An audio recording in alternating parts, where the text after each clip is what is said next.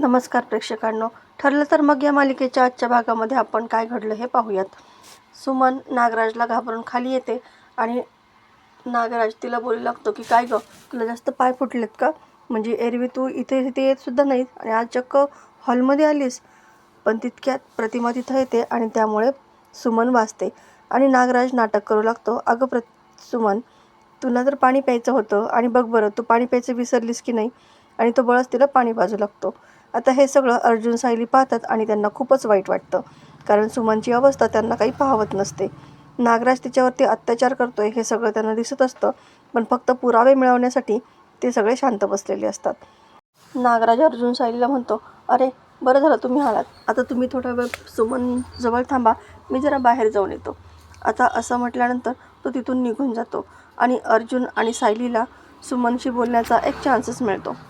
ते दोघेजणं तिला खोलीमध्ये घेऊन जातात आणि तिथं गेल्यानंतर सुमन खूप मोठमोठ्याने रडू लागते. ती सांगते की मला वेड लागले असं समजून त्यांनी माझ्यासमोर सगळं कबूल केलं. भाऊजींचा आणि वहिनींचा ॲक्सिडेंट त्यांनीच घडून आणला होता, हे सुद्धा त्यांनी मला कबूल केलं आहे. तितक्यात प्रतिमा तिथं येते आणि सुमन तिला रडायला काय झालं असं विचारते. तेव्हा अर्जुन आणि सायली विषय टाळतात आणि व्हिडिओ कुठं आहे असं ती गेल्यानंतर विचारतात. तेव्हा सुमन बेड खालून मोबाईल काढते आणि मोबाईल दाखवते, पण त्यामध्ये तो व्हिडिओच नसतो. मग सगळ्यांनाच खूप टेन्शन येतं. व्हिडिओ कुठे गेला असा प्रश्न पडतो. सुमन म्हणते, असं कसं होईल? मी तर चेक केलं होतं, व्हिडिओ रेकॉर्ड झाला होता, मी तो पाहिलासुद्धा होता. अर्जुन म्हणतो, बहुतेक तो करप्ट झालेला दिसतोय. आता कुठलेही पुरावे आपल्या हातीत नाहीत म्हणून सगळेजण टेन्शनमध्ये आलेले असतात. पण अर्जुन म्हणतो की टेन्शन घेऊ नका, मी एक ॲप डाउनलोड करतो ज्यातून करप्ट व्हिडिओ आपल्याला रिटर्न मिळेल. आणि तसं केल्यानंतर तो व्हिडिओ अखेर त्यांच्यासमोर येतो. आता अर्जुन सायली जेव्हा तो व्हिडिओ पाहतात तेव्हा मात्र त्यांना प्रचंड धक्का बसलेला असतो. अर्जुनला तर प्रचंड राग येतो. सायलीसुद्धा खूप रडत असते. म्हणजे जो व्यक्ती आपल्यासमोर इतकं छान वागतो त्याचं इतकं भयानक रूप पाहून त्या दोघांनाही खूप मोठा धक्का बसलेला असतो आणि ते ठरवतात की आता नागराजला शिक्षा होणार. इकडे अस्मिता आणि कल्पना सचिनच्या वागण्यामुळे खूप टेन्शनमध्ये असतात. कल्पना तिला धीर देते, तू काळजी करू नकोस अजिबात. एकदा डिलिव्हरी होऊ जाऊ देत आणि नंतर मग ठरव की तुला नेमके काय करायचं आहे, सचिनसोबत राहायचं की नाही राहायचं. हा निर्णय सर्वस्वी तुझा असेल.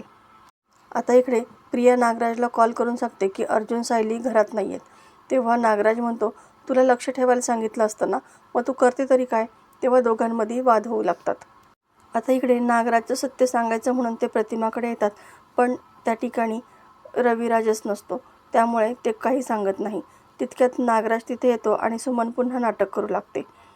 अर्जुन सायली बाहेर येतात आणि अर्जुन लगेच इन्स्पेक्टर सावंतांना फोन करून सांगतो की आपल्याला मास्टर माइंड सापडलेला आहे आणि तो व्यक्ती आहे नागराज किल्लेदार.